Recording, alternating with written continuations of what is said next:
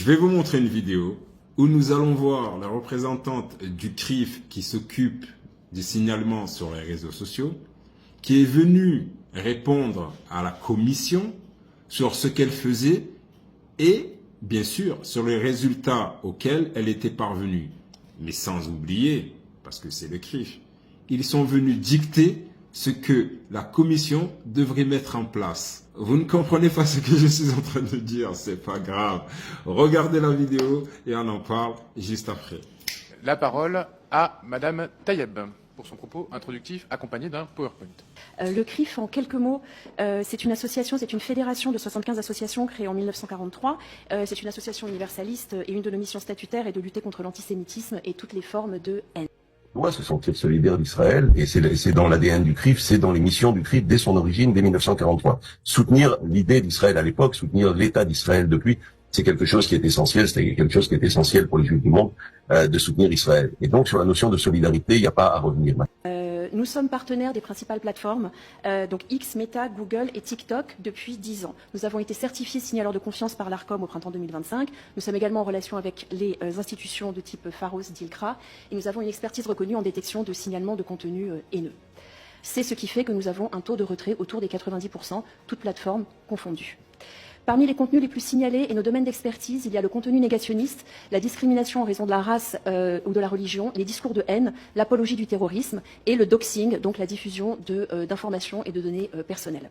Je fais stop quelques secondes pour vous rappeler que ces accès privilégiés dont dispose le CRIF ne sont pas donnés à d'autres organisations privées communautaires, ni religieuses, et certainement pas à celles qui servent les intérêts d'un pays étranger. Madame Tayeb va d'ailleurs dire qu'à la différence d'un citoyen français lambda, qui se fait refouler lorsqu'il signale un contenu qui lui porte préjudice sur les réseaux sociaux, elle, parce que responsable au CRIF, elle peut activer son contact direct et donc obtenir la suppression.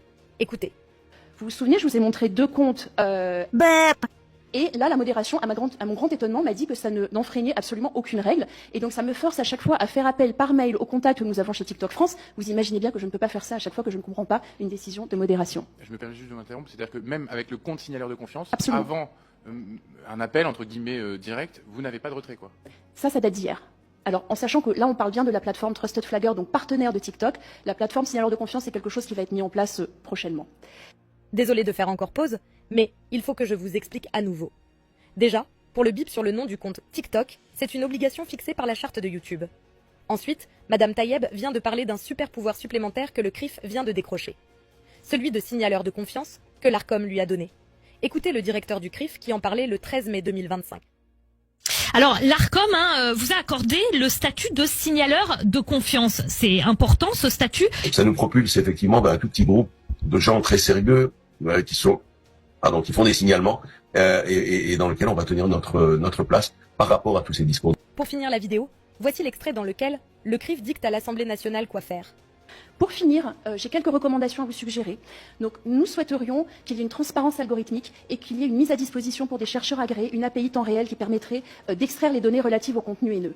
Nous imaginons un monde où l'algorithme pourrait être limité et où on pourrait pousser du contenu pédagogique aligné avec les valeurs de la République. Les utilisateurs extrêmes devraient être bannis et ne devraient pas, dans un monde idéal, pour recréer de comptes aussi facilement que c'est le cas aujourd'hui. Le CRIF est également engagé sur le thème de l'amende civile pour mettre en place donc cette fameuse amende civile qui pourrait dissuader les utilisateurs de poster du contenu haineux. Et enfin, l'éducation, parce que tout passe aussi par là. Donc éduquer et les créateurs et les modérateurs en diffusant des modules de sensibilisation contre l'antisémitisme, soit auprès des comptes dépassant 50 ans. Avec cet extrait que vous venez de voir, est-ce que réellement j'ai besoin d'argumenter derrière? Est-ce que vous ne voyez pas qui contrôle la France? Que ce soit au niveau politique, médiatique et même en tant que censeur sur les réseaux sociaux. Est-ce que vraiment j'ai besoin d'argumenter derrière? Les amis, vous êtes faits comme des rats. Sur ce, je vous laisse sur cette journée-là et on se dit à plus. Et ciao!